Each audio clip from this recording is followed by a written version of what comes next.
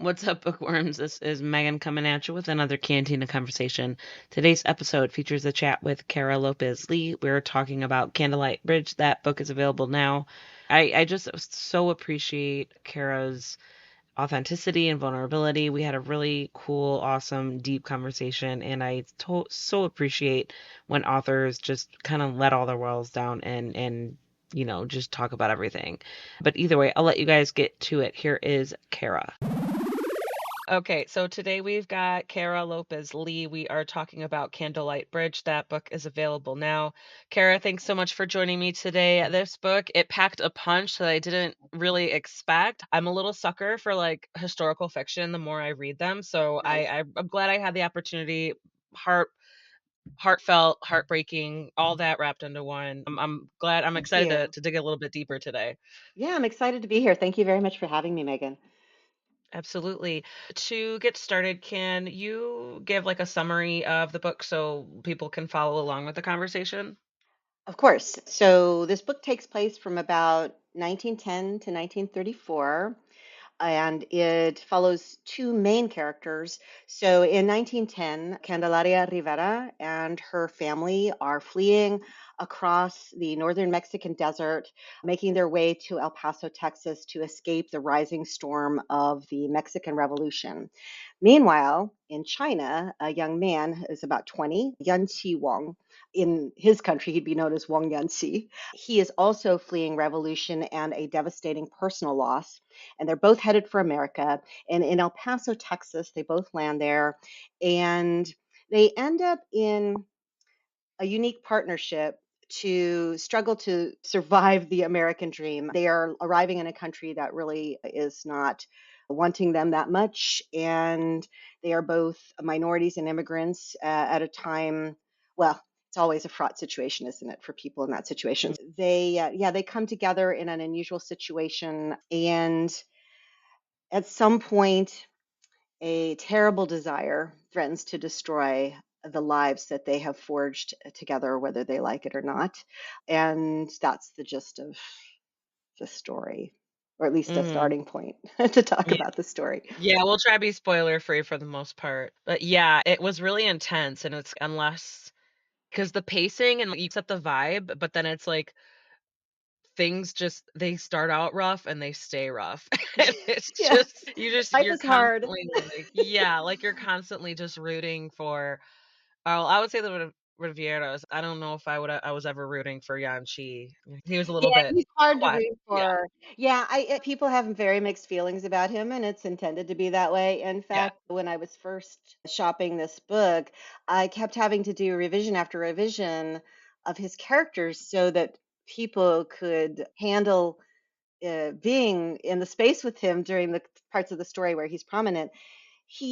I did add a lot of reasoning behind why he is the a difficult character that he is. He's certainly been through a terrible trauma, and I think he wants to be a better man, but it's difficult for him, and he's just been left very damaged, and he passes it on to others. So it was interesting.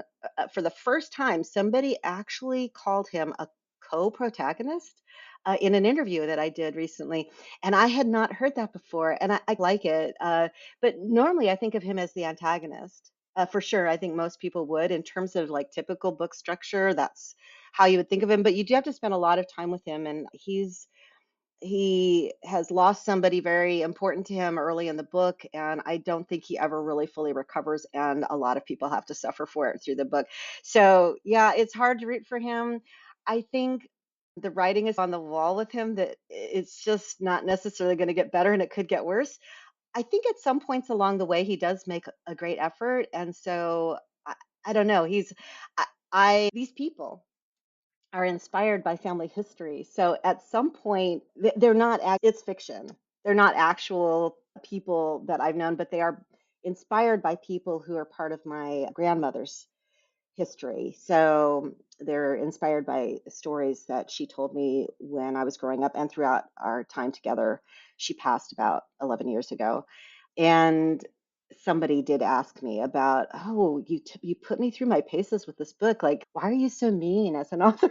Why do we have to go through so much? And I said, I'm sorry. A lot of it, I don't even realize anymore how difficult it is because a lot of it is inspired by things that have been familiar to me my whole life. Yeah. We could segue into that. I wanna dig into your background a little bit. Yeah, just, like, how this story like, how you brought this story to the world. Because is it your first work of, like, fiction? Because I think I was looking on your website, and I saw some of the other ones were memoirs almost. Yes, I it's not precisely my first work of fiction. I Here's the thing. I It's my second book that is purely mine. That written Okay. by me, for me, my passion, my Yeah. joy, the thing that I worked on because I just want to. And the first one was a memoir and the second is this novel. However, I have also spent many years as a ghostwriter. Okay. And so I have written in many genres, primarily in memoir, creative nonfiction, but also in fiction. So I have written and or co-written a couple of novels, more than that maybe. It's interesting. Sometimes people bring a lot to the table when you ghostwrite, and sometimes they bring just a sketch of an idea. Sometimes they've started Mm, writing something, but I have completely rewritten it. So let's just say I've experience working on fiction, but this is the first one that's like my baby. yeah, okay, so like, how did the experience differ for you? Was any big lessons learned, things like that? You excited to do it again? I hope I'm excited to do it again because this book was meant to be it was meant to encompass all the way till the early 1960s, Okay. and nobody wants to read a book that weighs more than their head. I got about to the point where I did, and I was like, "Oh, I knew that I was gonna get to the point where I did, so I had to start thinking about, okay, how do I want to close the story? What's a good place where the story can feel a sense of closure, but also an open door?" And I am now already working on the sequel. Okay, So cool. I'm excited to do it again. Yeah, I did learn a lot along the way. So I think when I did start writing this book, because I started researching it in about 2006. Okay, If wow. you don't count the whole life of research that was just me listening to my grandmother and my family talking, Sure. but I started researching in earnest in 2006 and started writing in earnest in about 2009, and I think the final sort of version of it I finished in maybe January. So I have, while writing this book, learned how to write a novel for sure. And so maybe one of the things I learned along the way was that. But I also think so I'm my grandmother is half Mexican or was half Mexican, half Chinese. And I grew up with her. I was raised by her. She's my dad's mother. And I'm mixed race. I'm half Mexican and Chinese and half Caucasian with a little bit of Native American for real, but we didn't grow up with that culture. So I'm not claiming like tribal membership or anything like that. But I'm just pointing out it's why my face has that sort of, wonder what's going on there look to Yeah. it for some people. And when I was younger, even more so because I'm from a generation that maybe that was a little new for people. Right. And so I had been asked my whole life, what are you? Mhm. And sometimes it's a super just curious question. Sometimes it's a kind question. Sometimes it's not so friendly. It just depends on the situation. But I certainly was interested in answering. And I began to ask the question of myself, yeah, what am I?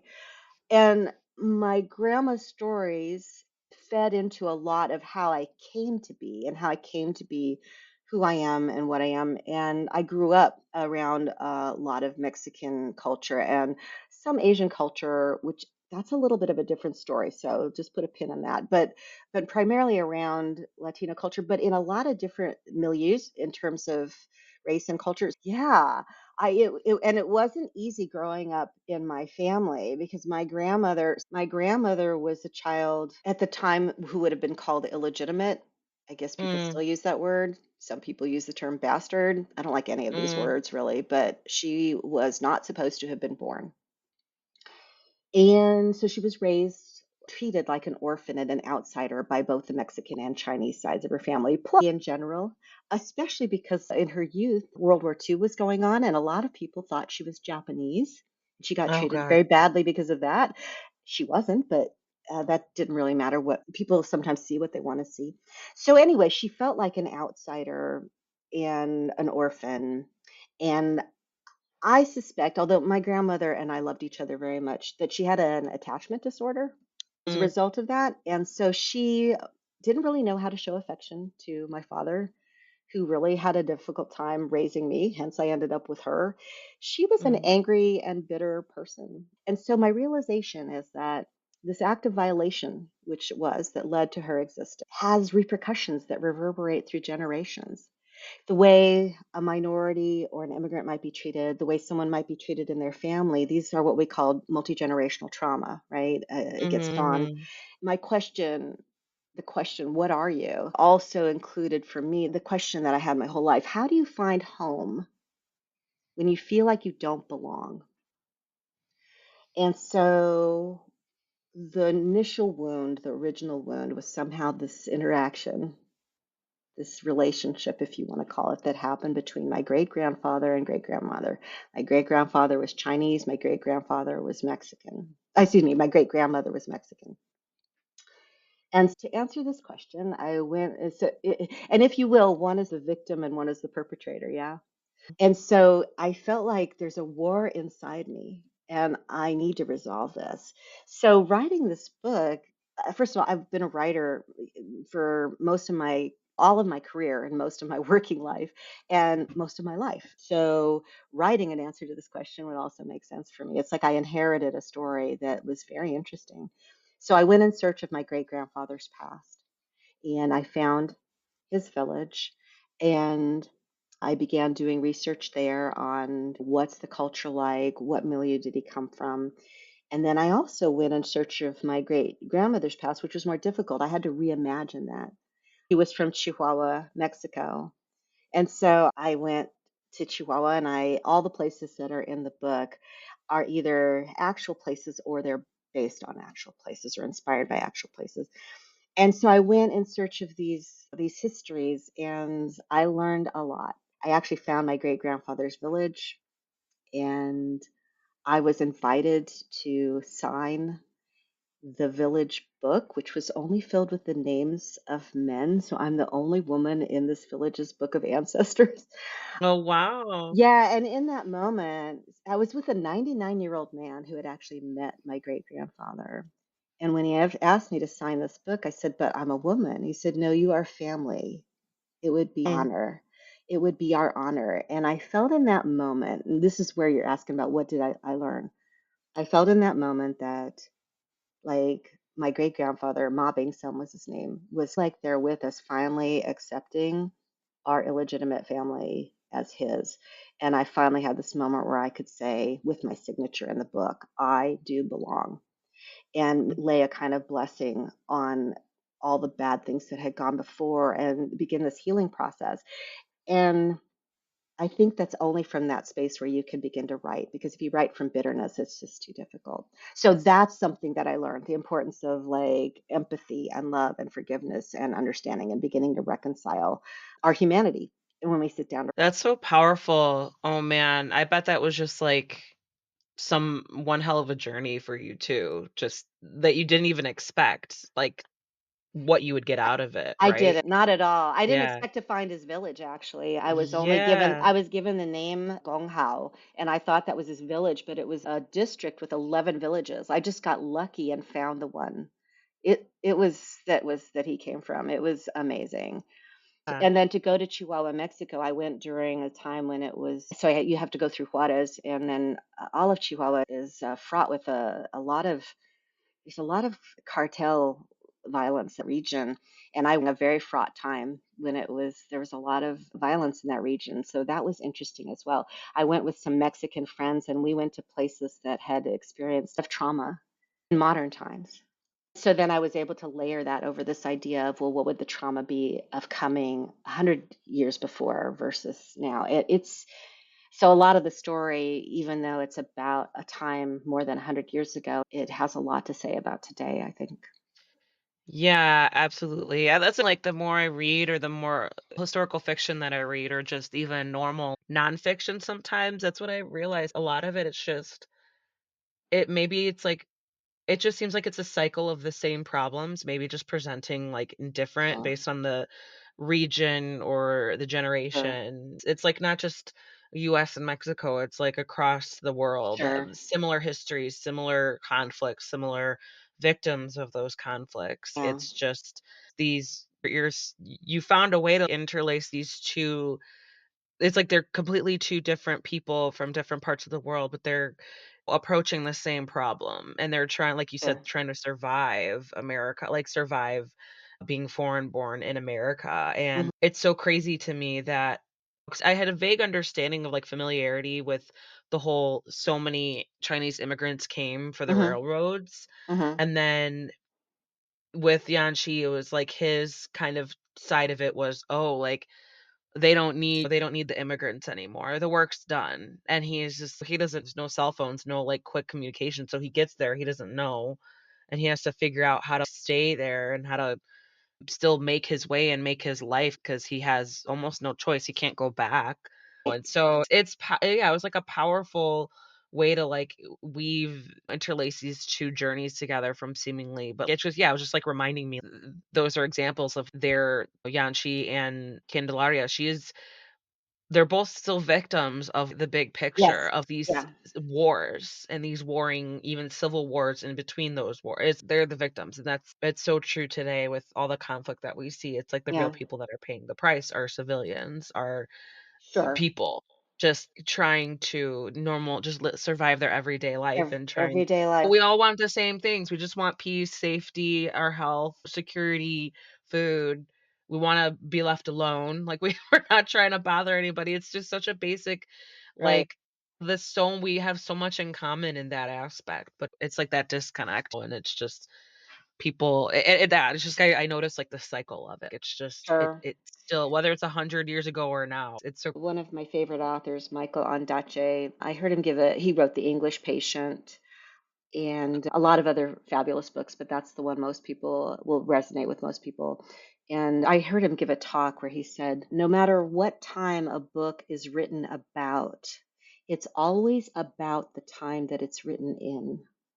I never forgot, obviously. I never forgot that. That was a long time ago he said that. And it really has rung true with me throughout this process because the realization is that the author sits down to the task of writing. Even though I did a lot of historical research, I did a lot of interviewing and going to historical societies and museums and reading a lot of books on these topics. But in the end, to get the emotional resonance and to write a story that feels like real people going through real things, you rely greatly on your own personal experience as a human being. So, how can an author write really about anything but the things that they care about, which are fueled by the times they live in? Any point that in the history that felt resonant to me that really emotionally pulled on me either between these people because really you're looking at relationships, right? So mostly between these people, their family members, loved ones, or people they don't like. It's all fueled and informed by my experience of my life in my time in history. And so looking for those points of similarities, actually I leaned into that, and there are stories in here of things that took place in recent years. It's just Mm. I put them in this book. Or, for example, the main character Candelaria is, by the way, just in case there's any confusion, not the one that was inspired by my great grandma. It was her little sister, Graciela, Yeah, who goes by I caught Grace. on to that as you were like, my the wheels were turning in my head. I was listening to your family history. I'm like, "Oh, I that's" couldn't, yeah, I wanted so much to make my great grandmother's alter ego, if you will, the star of the story, but the story got so intense with the journey across the Mexican yeah. desert that I kept them there for a while, going through these amazing encounters with the war, with the rising revolution, and their own internal family fighting. And they meet a Chinese man who's not Yanxi on the road there. And I thought that was really important because I didn't want people to think I was like down on Chinese people. It just so happens like Yanxi is just a difficult guy, but there are wonderful Chinese people, and I wanted her first encounter to be with someone like that. And so her sister, Graciela, remains 3 years old for so many pages. That would be a really boring protagonist. She's sweet, she's wonderful, she's delightful, she's charming, but 3-year-olds don't have a lot of self reflection. They don't have the ability to act on their own behalf. So they don't make very interesting characters. So the main character is actually inspired by. But these people, Candelaria and Graciela, the point I was originally getting to is that a lot of their relationship reminds me of my relationship with my own sister, which is a modern Mm, relationship. sure. But people don't, I don't know for sure. If you sent me back 200 years, maybe I would tell you something different. But my sense is people don't really change as much as we like to think that they do, human Mm, beings as a whole. mhm, So I mhm. felt pretty comfortable leaning into those things.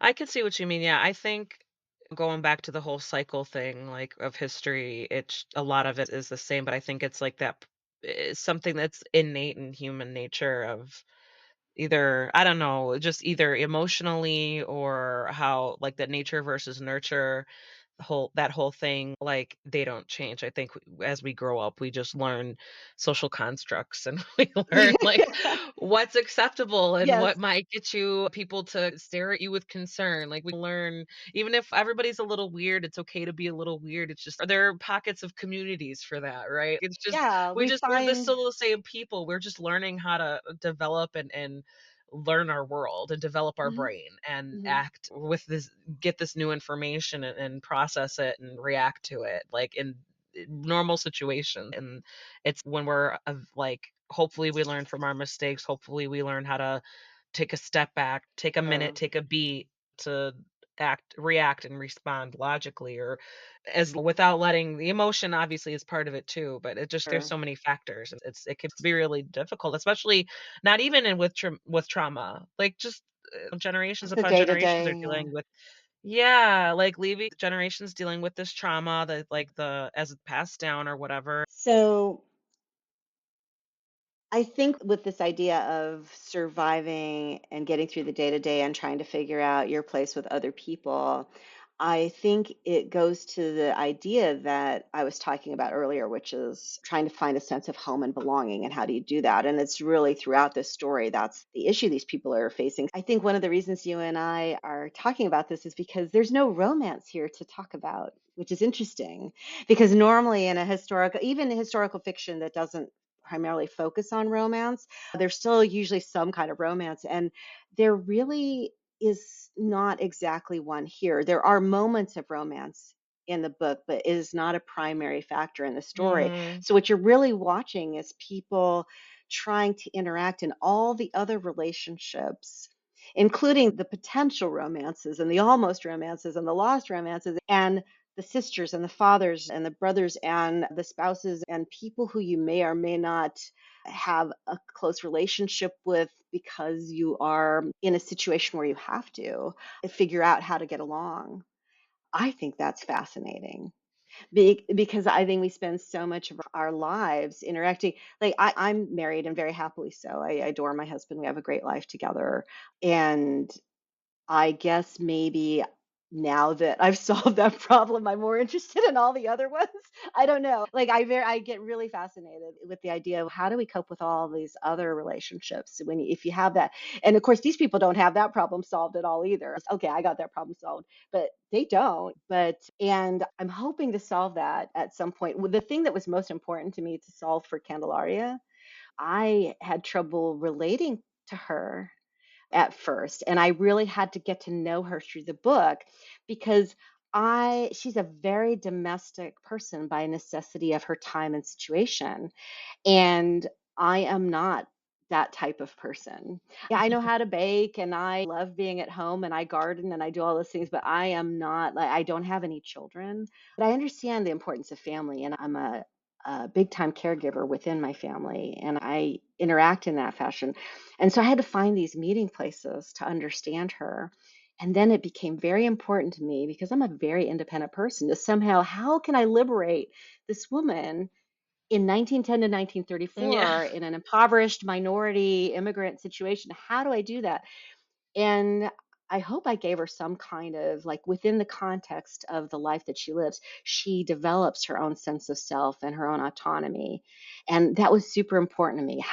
And I like to hope, I'm not sure, but I like to hope that there were women and have been women. We've certainly read about, those are the primary women we read about in history, the women who do find ways to do that within the milieu of home and domesticity, like a Jane Austen. She's writing about all these domestic spheres, which she comes from, but within that, being a writer, she was able to find this.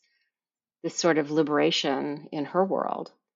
Yeah. She can write, she can be an intellectual, she can share these ideas on a larger scale, she can make money. Mm. It's at a time when a lot of women did not have that opportunity. So this for this person, Candelaria, it's even more difficult. How do you do that? So I hope I gave her something. Yeah, it could be really tricky because, when we get to know her, she has these dreams of being educated, like school. And then Hmm. when, her family's kind of have to up and go, Uproot. yeah, unfortunately, we all, as a reader, for me anyway, I was just like, oh It's no, so that's not sad. going to happen. Now she just got to Sad.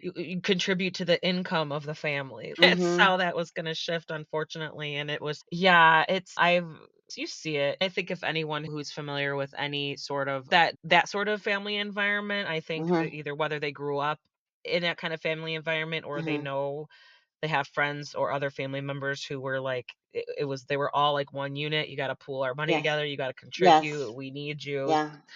Yeah. We see that in some people even they're not directly familiar with it. I think at least for me, I got the idea and I was like, "Oh, no, shit, Hmm. she's gotta in the work, she's gotta figure out how to chip in." Well, And one of the reasons yeah. that came up for me is because that's what happened to my grandmother. Told me all these family stories. So I think she only made it through 10th grade. Sad too. She was tops in her class. Oh, She wow. had wanted to become a nurse and she made fantastic grades. She was always winning the spelling bee. She was the best in her math class, all of that. Ma And her family was poor and she grew up, as I told you, an orphan in her family. So she was raised by her grandfather and her aunts and uncles, and they treated her like Cinderella, making her cook their mm, kids. And her grandfather who took care of him had trouble finding work, and the whole family was like, she had aunts who had children when they were really young, and maybe they couldn't work as much or at all. And so yeah, she ended up going to work cleaning houses instead of going on and getting her diploma and going on to nursing school like she had hoped. And I really think that a lot of the conflict that happened between her and me when I was growing up, 'cause it was typical teenage stuff. Like she was going through menopause when I was going through puberty. oh That's like god. really a That's disaster waiting to oh, happen. Just yeah. the worst. That's a But also horrible I think it roommate was, situation. yeah, exactly, terrible. But and some of it's typical teenage stuff, but I think some of it was fraught because like she saw me having these opportunities and wanted me to have them. Yeah. But it must have been very difficult and painful also at any moment when I might have shown any sign of taking it for granted Mm, at any given moment. That could make her livid. Either attaining it or not attaining it. Either of those could be hard for her to watch. And I know it created a lot of tension. Yeah, for sure for mm. a lot of the education. It's important. Yeah. Mhm. Yeah. Oh, man. Yeah, that sounds like a rough what, I don't know, maybe at least 2 2 or 3 years that maybe Uh, you had. It's like or you're both going through 50. such huge, like, changes, and then you, like, gotta hopefully it equals back out a little bit it's all Yeah. said and done, but with the Yeah. whole I don't know, I feel like teenage years, it's just like a rite of passage for Sure. a father of a teenage girl, of what anybody living with a teenage girl, I feel like, "Oh, sorry," like, it's gonna happen. Yeah, that's I a know. real problem. Yeah. Right now, I have 2 young Everything's boys. a disaster. Oh yeah. Yeah, I have 2 young boys, and I'm not saying it's gonna be any easier, I just think that it's gonna be a different difficulty, and even right now, it's like the 6-year-old, he's gonna be 7 in, next month, and he's starting to use my phrases back to me already, so I'm like, "Oh my Uh-huh. god, here we go. You're Is in it starting trouble. You are already? in Like, what?" trouble. Yeah, yeah. Yeah, and I yeah, think so yeah, it was just so something as simple of we're having a discussion, like, we're I don't know, we're, like, arguing with each other, and he was just pushing back, and I was, like, talking to him, it was, like, getting a little bit heated, and he was like, "Mommy, I'm trying to talk to you, and you keep interrupting me," and I was just that's he's turning the tables on you. Yeah, I totally hear you. Yes! Oh my goodness. Yeah. Oh, and I'm like, okay, this is good that he's still talking it out, he's not just getting frustrated and being like, "You're not listening to me." He's like, "Mommy, you're interrupting me." I'm trying to talk to you. I'm trying and you keep interrupting me. I was like, "Oh my god." And because I wanna show him, like, that acknowledgement and respect because then he'll learn it. Right. It's not, "Oh, Sure. you're just my son. You have to eat shit and listen to me." No, I wanna help him, like, learn how to talk to people, how to communicate, how to resolve, but also I'm like, "You know what? I'm sorry. I know you don't like it, but it's not up to you right now, okay? I know you don't like it, but you have to accept it. Don't stop." it's something as simple as, "No, you're not staying up late, like, you have to go to bed right now." So, even if Sure. it's something as simple as that, I tried my best to just be calm, but yeah, like, just that's a wayward of going about. I was like, "Wait, how are we going off on this tangent?" It's because yeah, teenage girl. So now I'm like, Yeah, "He's already there." I don't know, he's already making his way there, and the right. three-year-old is a little three-nager. He's got a little attitude, like, all the time, and yeah. That's fantastic. My little sister, I grew up an only child, but I had a and I'm only going to tell you this so it makes sense, the age difference. She's my half sister, which Yeah. I don't think of her as my half sister, but she's 33 years younger than me. Okay, yeah. And her mother passed when she was before she could remember. She was about 3. I have we have a very close relationship.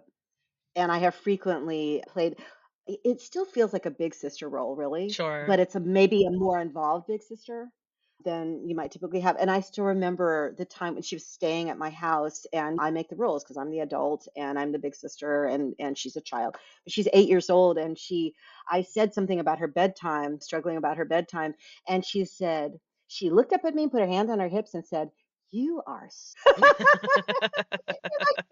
all I could do not to bust out laughing right then. I'm like, I am the boss here. So that's you Yeah. got a deal. Like, you're the child. I've been charged with taking care of you. These are the things that I think are right. So this is how it's going to go. But it's funny because she wasn't accepting, like, I'm not the mom. But maybe if I had been, it would be the same reaction. The thing is, that I think one of the reasons this is especially worth talking about with this book is that this is a woman who ends up or a girl who becomes a woman through the course of the story, who ends up with 8 by the end of the story, 8 children. In real life, the woman who this is based on ended up with 10 children. Okay.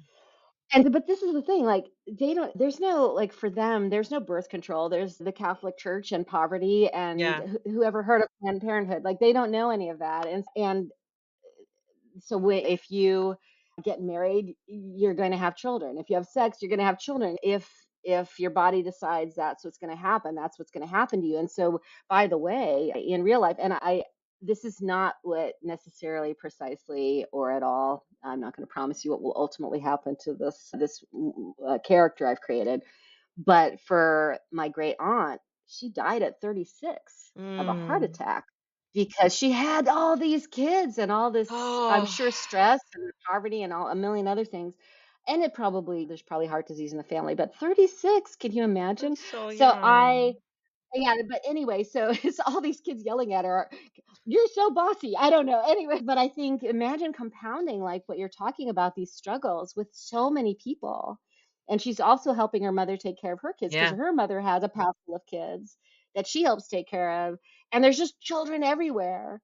It was a really interesting part of the story because I wanted to be true to that because I think it was pretty accurate to the idea of impoverished immigrant minority Mexican, Catholic, family, all those things at that time and place with the moralities of the time and everything, to have large numbers of children, but to write a story with this many different people in it, wow. Yeah. I was Yeah, gonna say, yeah, it could be like unless you're really keeping track, but I think there were little pockets in there where you were like recalling the names, like so of that we course. could I all had to be keep bringing them reminded back. of like where she's at. Yeah. Yeah. I was very careful to do that. I hate when I get lost in a story about who's who. So I also picked just a few to really focus on. And then also to identify each of them by a trait that would repeat so that you could really clearly delineate who is who. But yeah, I just picked a few of the children to really focus strongly on because of that. But Yeah. Yeah, yeah, that I was yeah. think If with you're gonna get lost in it, the reader might get lost in it too. So yeah, for yeah. sure. But all the teenagers that you have to deal with for sure, because I think even though sure times are different and maybe the expectation of respect might be higher, people hormones are hormones. So these kids still do act out for sure. Yeah. Yeah, it's yeah, you gotta still gotta be authentic and just be reality, because otherwise the reader's gonna be like, "What?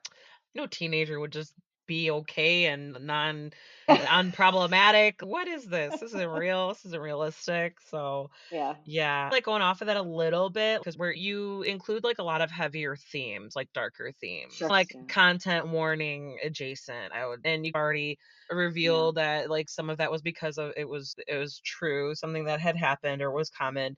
So, did you have any kind of, like, method? Like, how did you approach these darker themes? Because I imagine, like, maybe you needed to take a minute here and there if you were just it could be a little overwhelming Yeah. because I was, like, heartbroken, like, just I think when it like, even within the first, I think, like, 15% of the book, it was just like, we get slapped in the face. I was like, I Yeah, it's remember rough. yeah, I remember I was just like, "Okay."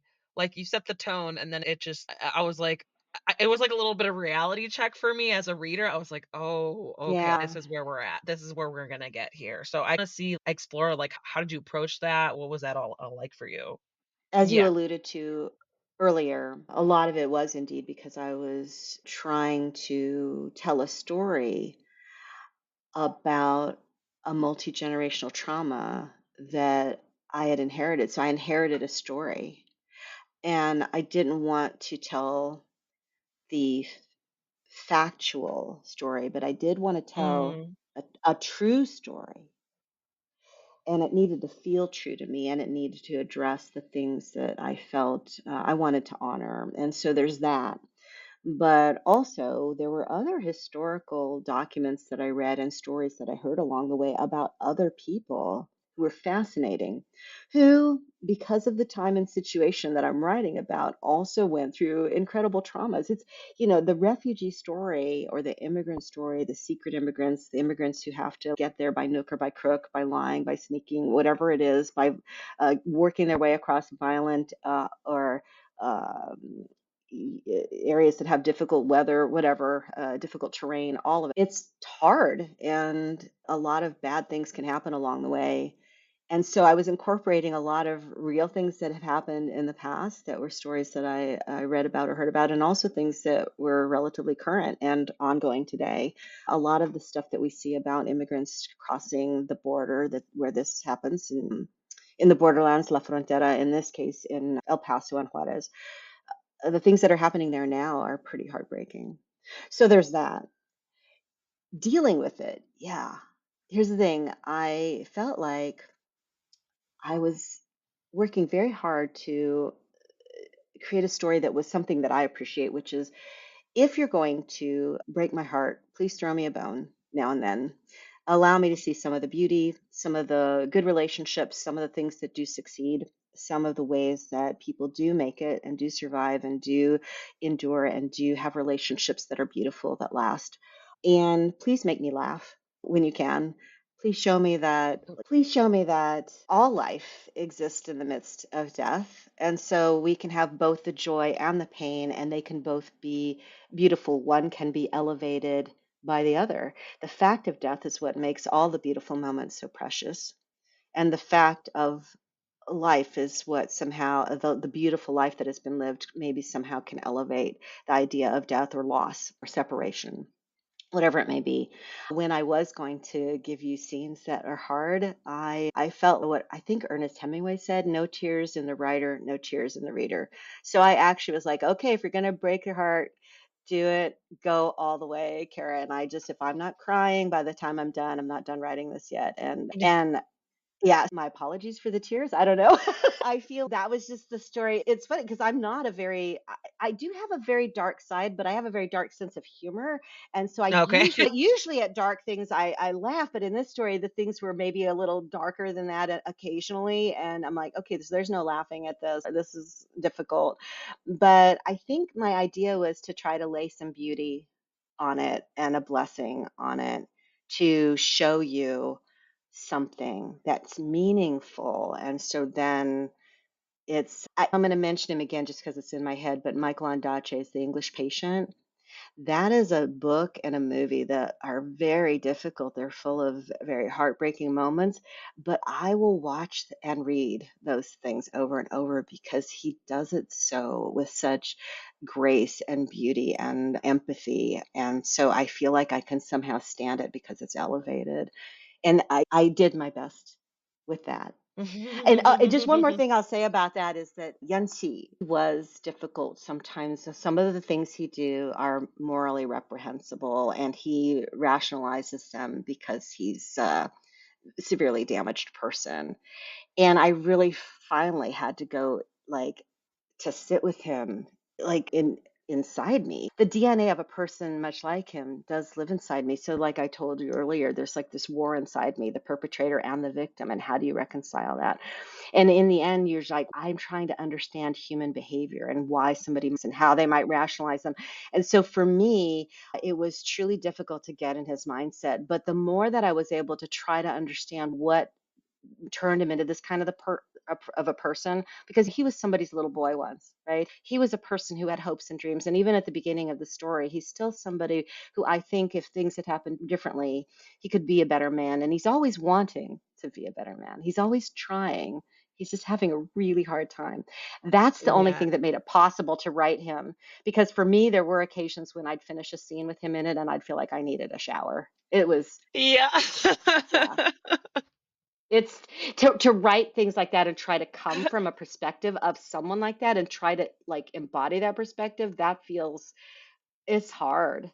It's Yeah. not yeah, I won't say it was, like, fun. I was very Mm, satisfied with the result, but, sure. yeah. It's a satisfaction that came from such it was such a challenge, I imagine, but it's also just really delivering a complicated character. Because yeah, Yeah. as a reader, there was, like, even after all the seemingly scumbaggy things that he did, I still was Yeah. reminded, like, he went through some horrible things, Or and, like, terrible stuff. he lost it was heartbreaking. I think that was the first when I was talking about getting that heartbreak in the first, like, 10 to 15% of the book, I think that's what I was referring to, like, one of the first Oh, horrific things yeah. that happens it happens Happened to to him. him, and I wasn't completely prepared for it, and then it was just So sorry. no, it's okay.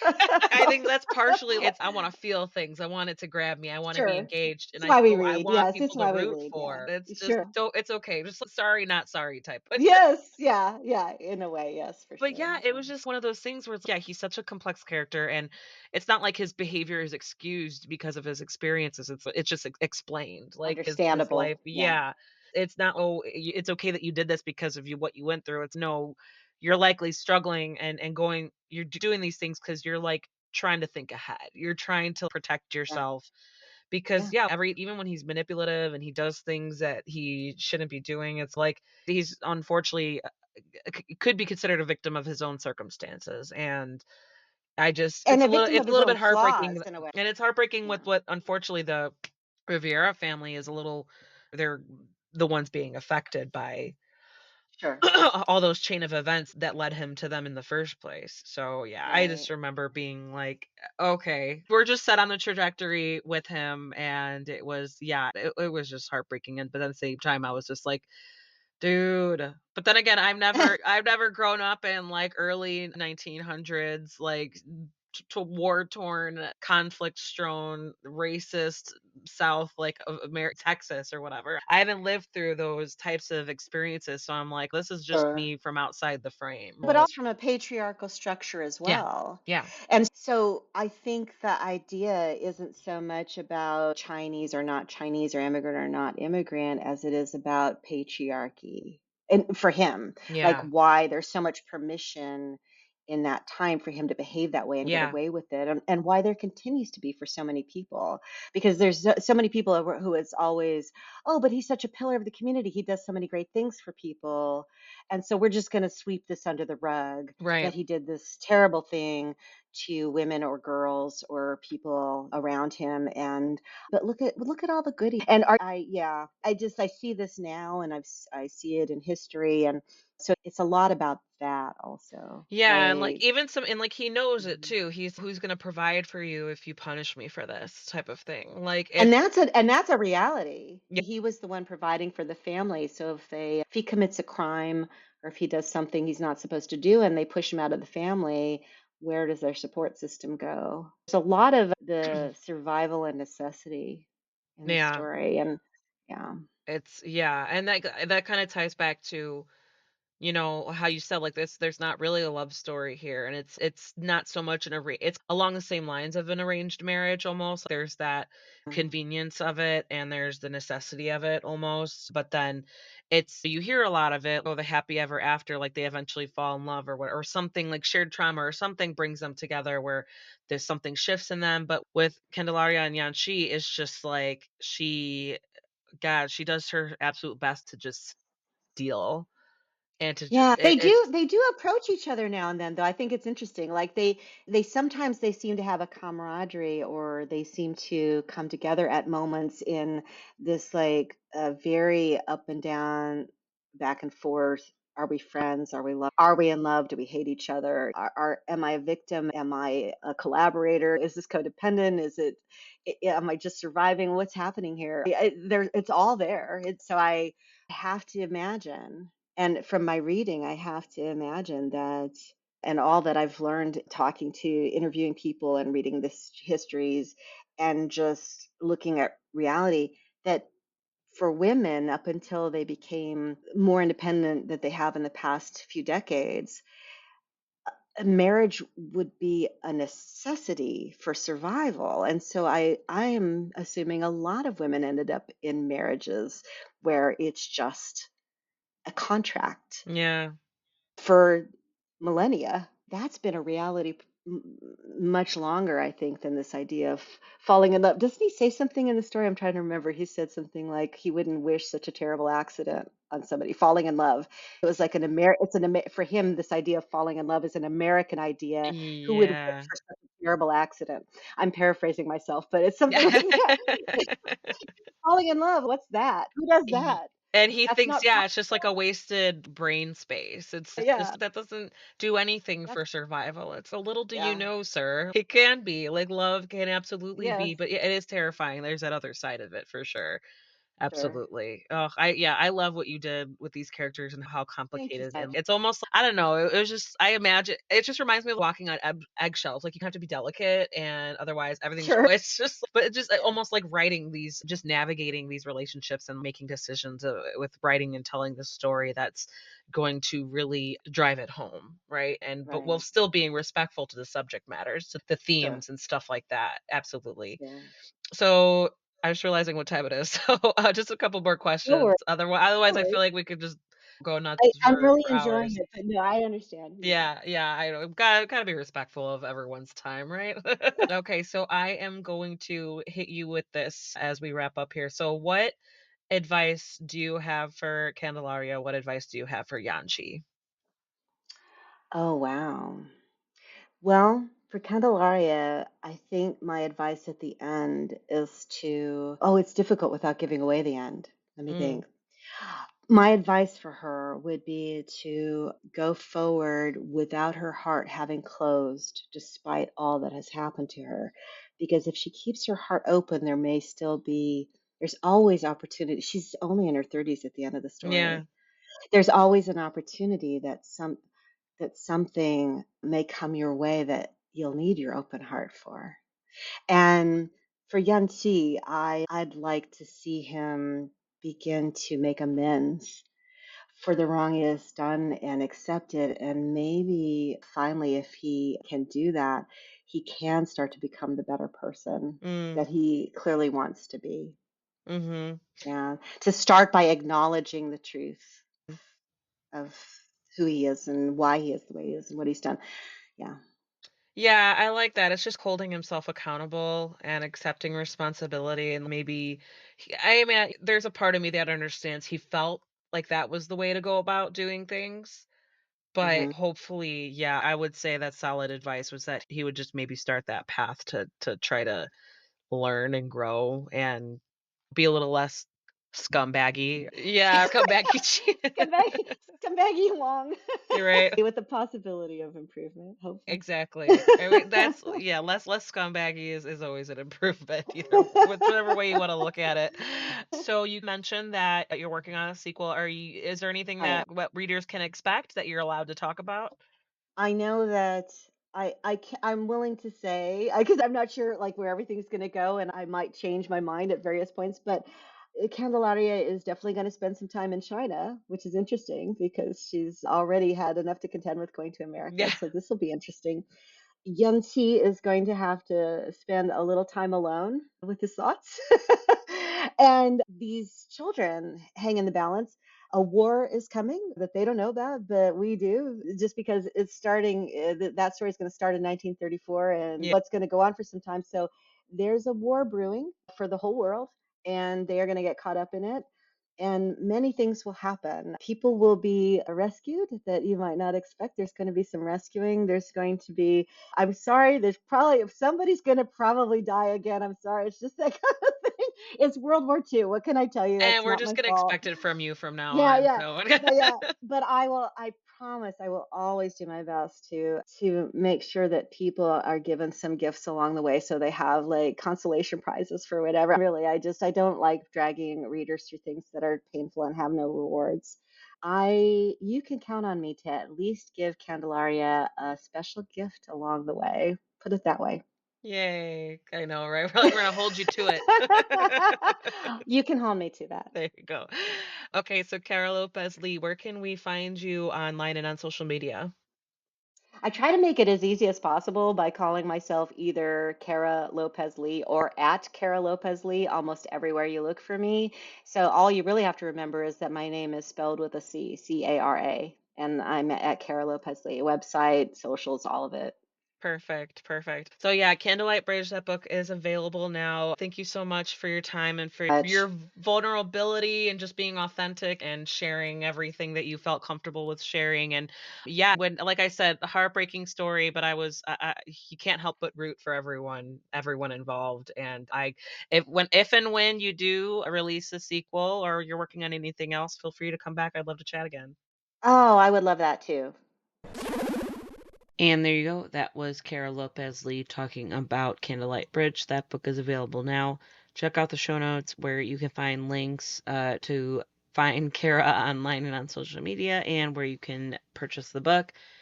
Rate, review, subscribe. I'm going to say it every time while you're looking online for your favorite authors. Please go ahead and make sure that you are following and liking social media for Cantina Book Club. It really does help me out, and it really helps. The more likes I get, the more outreach I get to fellow book readers and people in the bookish community. So, just everything counts, and we really appreciate it. And as always, thank you guys so much for listening.